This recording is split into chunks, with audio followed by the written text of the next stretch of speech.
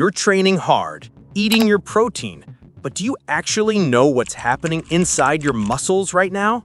Spoiler alert, it's not what you think. Your muscles aren't growing in the gym, they're growing while you're binge-watching Netflix. And today, we're diving deep into the cellular chaos that turns those brutal workouts into actual gains.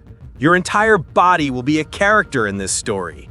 Your muscles, the overworked employees. Your hormones, the bossy managers. And your protein, the bricks for a bigger, stronger you. Buckle up, because we're about to get science-y, but fun.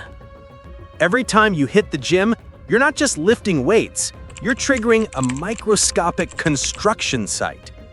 Let's give a fancy word for getting swole. Muscle hypertrophy. This muscle growth process happens through three main mechanisms. Think of them as the three musketeers of gains. First up, mechanical tension. This is the heavyweight champion. When you lift something heavy, you're literally stretching and contracting your muscle fibers under load.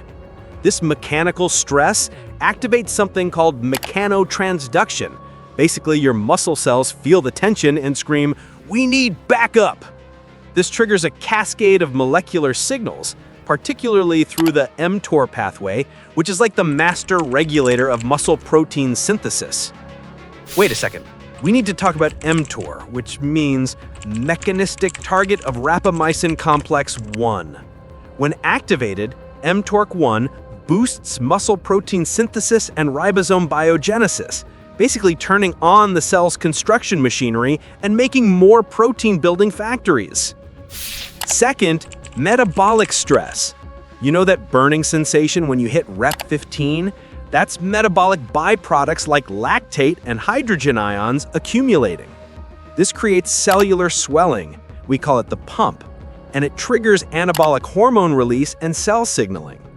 Your muscles are basically drowning in their own workout juice, and paradoxically, they love it. Third, muscle damage. Those micro tears you've heard about? Real. When you train, especially with eccentric movements, that's the lowering phase, you create ultrastructural damage to the sarcomeres, the contractile units of your muscle. This triggers satellite cells, which are like stem cells for your muscles, to rush in and repair the damage, but bigger. So what happens after you destroy your muscles? The magic. Muscle protein synthesis, or MPS for short. Here's how it works. When mechanical tension activates mTOR, remember him? It's like flipping on a massive cellular factory. Your DNA unzips, transcription happens, and mRNA carries the blueprint out of the nucleus. Then ribosomes read that blueprint and start assembling amino acids into new proteins, primarily myofibrillar proteins like actin and myosin. But here's the kicker. Muscle protein breakdown is always happening. You're constantly in this tug of war between synthesis and breakdown. Hypertrophy only occurs when synthesis exceeds breakdown over time. This is called your net protein balance. After a workout, MPS can stay elevated for 24 to 48 hours, but it peaks in the first 4 hours. This is why post-workout nutrition matters, but the anabolic window isn't as tiny as bro science suggests. As long as you're hitting adequate protein throughout the day, around 1.6 to 2.2 grams per kilogram of body weight, you're feeding the factory. And here's something wild. Untrained individuals can see MPS elevated for up to 48 hours post-workout. But trained lifters, your muscles adapt, and that window shrinks. You become efficient at recovery, which is why you need progressive overload to keep growing. Let's talk about the unsung heroes, satellite cells. These are muscle stem cells that normally just chill between your muscle fiber and its surrounding membrane, the basal lamina. When muscle damage occurs, these cells activate, proliferate, that means they multiply, and then fuse with existing muscle fibers, donating their nuclei. Why does this matter? Because muscle fibers are multinucleated cells, and more nuclei means more protein-making machinery. Think of each nucleus as a factory foreman. More foremen, more production capacity. There's a concept called the myonuclear domain theory. Each nucleus can only manage a certain volume of cytoplasm.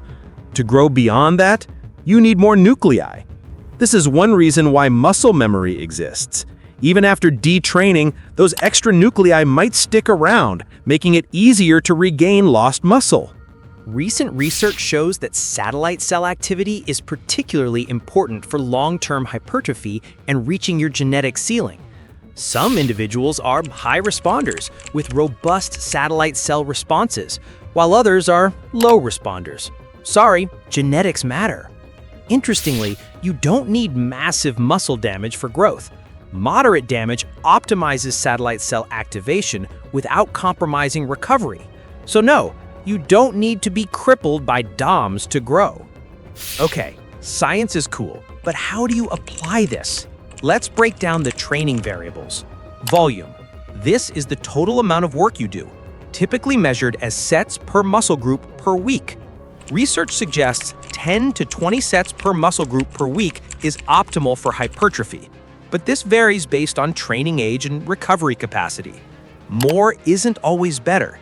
There's a point of diminishing returns where you're just accumulating fatigue. Intensity. This is how heavy you're lifting, usually expressed as a percentage of your 1 rep max. Here's the thing. You can build muscle anywhere from 30% to 85% of your 1 RM, as long as you train close to failure. The key is mechanical tension and metabolic stress. Lighter weights with high reps can work, but you need to push them hard. Heavier weights are more efficient.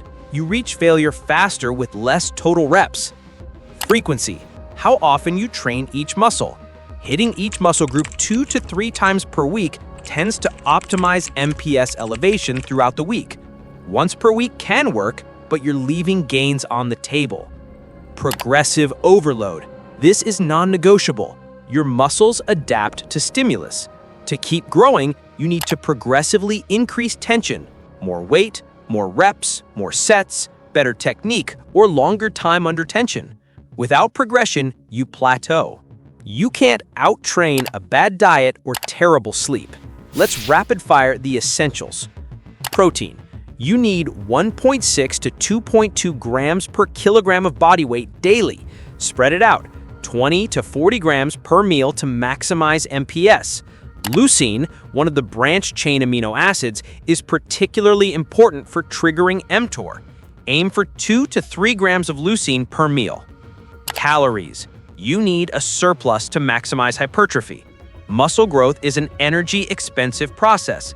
A modest surplus of 200 to 500 calories above maintenance is ideal, enough to fuel growth without excessive fat gain. Sleep. This is when the magic happens. Growth hormone pulses during deep sleep. Testosterone regulation depends on quality sleep, and sleep deprivation crushes MPS while increasing muscle protein breakdown. Aim for 7 to 9 hours. Stress management. Chronic stress elevates cortisol, a catabolic hormone that promotes muscle breakdown and inhibits protein synthesis. Meditation, walks, not doom scrolling at 2 a.m., it all matters. The unsexy truth? Your six-pack is built in the gym, revealed in the kitchen, but grown in bed. Sleep more, stress less, eat enough. Your muscles will thank you. So, there you have it, the complete molecular blueprint for building muscle. From mechanical tension activating mTOR, to satellite cells donating nuclei, to protein synthesis running 24/7 when you fuel it right. The bottom line? Lift heavy things consistently, progressively overload, eat adequate protein in a caloric surplus, and sleep like your gains depend on it, because they do. Hypertrophy isn't magic, it's biology, and now you understand it better than 99% of people in your gym. If you learned something new today, drop a comment with your biggest takeaway.